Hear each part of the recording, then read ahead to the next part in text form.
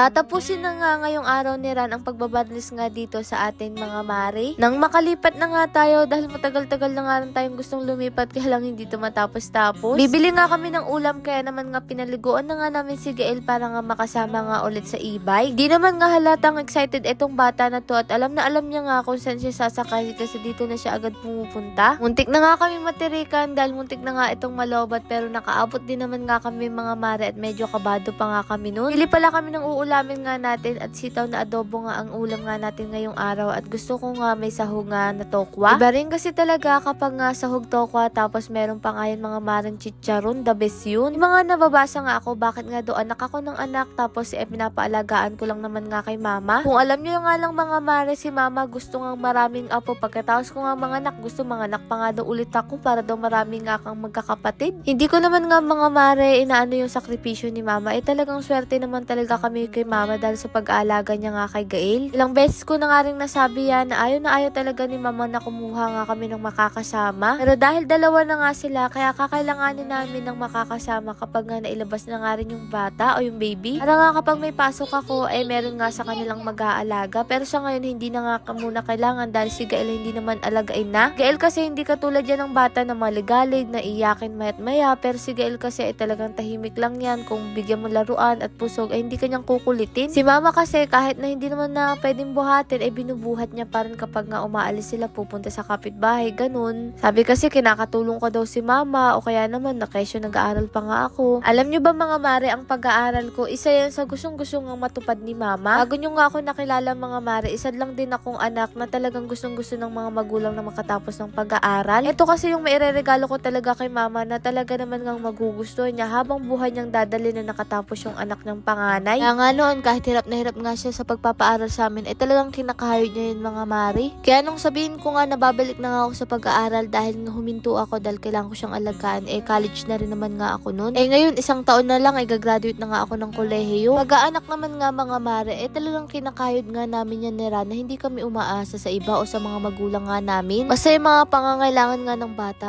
talagang pagsisikapan namin yan dahil kami ang mga magulang. Sabi ko naman nga sa inyo mula nga na magsama kami ni Ran talagang tumayo kami sa sarili namin paa. Ngayon pa kaya na may sarili na kaming pamilya. Pero sadyang swerte lang din talaga kami kay mama na talaga naman nga kayang-kayang alagaan si Gael nang walang hinihinging kapalit. Guro dahil ganun ang lola, mahal na mahal nila ang kanilang apo. Si mama kasi mga mare, wala ka diyang maririnig na gustong magpatayo ng kung ano-ano. Di ko na nadidingigan na sasabihin niya gusto ko ganito, gusto ko ganyan. Yung tipong wala na akong naririnig sa kanya na plano niya para sa sarili niya. Dahil ang katwiran niya para siyang isang araw na palubog na rin. Kumaga wala na siyang iisipin. Siguro masaya na rin si mama na okay na nga ang buhay namin. Ganyan at kontento na siya doon. Kaya hindi na rin siya humihiling para sa sarili niya. At kilala ko rin naman nga si mama kapag hindi niya na talaga kaya nagsasabi naman yan mga mari. Bukod nga doon meron naman nga nag-aalaga nga dito kay Gael. Minsan sila Ate Marlene binabantayan, si Kulot, ganyan. Pero totoo naman talaga na minsan madalas si mama kapag nga wala kami. Pero kapag andito naman nga kami kami naman ng mga magulang. Minsan nga mga mari kahahawak ko nga lang kay Gael nakasunod na nga yan si mama. Mukhang siya pa nga ang nanay kaysa sa akin mga mare kasi talagang ayaw niya yan makawala sa mata niya. Mayat maya nga gusto niya yan nakikita mga mare. Nga sinasabi na dagdagan ko pa nga daw yung anak ko sabi ko isa pa nga lang nahihirapan ka na nababash na ako paano pa nga kaya pag 3-5 na. Pero kapag nga lumabas na nga ang isa talaga naman mga mare kailangan na rin talaga namin kumuha para nga may kaagabay nga rin kami. Lalo na mga mare hindi lang naman ako isang nanay, isa rin ako estudyante, negosyante, content creator at kung ano-ano pa nga katungkulan ko sa buhay. Siya mga mare, bago matapos ang video na to, sabihin ko na nga sa inyo ang totoo. Di talaga effective nga itong sabon natin dahil sobrang effective nga siya mga mare. Sabi ko naman nga sa inyo sa Marie Glow, hindi namin kayo lolokohin at pangangakuan na ganito ganyan na kayo isang araw lang puputi ka na o kaya nam isang araw lang mawawala na nga ang problema natin. Dahil dito pangangakuan ka na talagang magandang resulta basta tuloy-tuloy ka nga sa paggamit. Iniwala ko ang sabon kapag nga hindi effective talagang walang bibili ng paulit-ulit. O siya mga mare sa mga order ng lotion may kasama pa nga rin pong sabon. Eto nga ilan lang to sa mga ipapakita ko sa inyo sa mga nagbigay ng good feedback sa ating Marie Glow. Lord marami pong salamat sa lahat ng blessing. Syempre sa inyo mga mare, paano ba yan bukas sa lang ulit?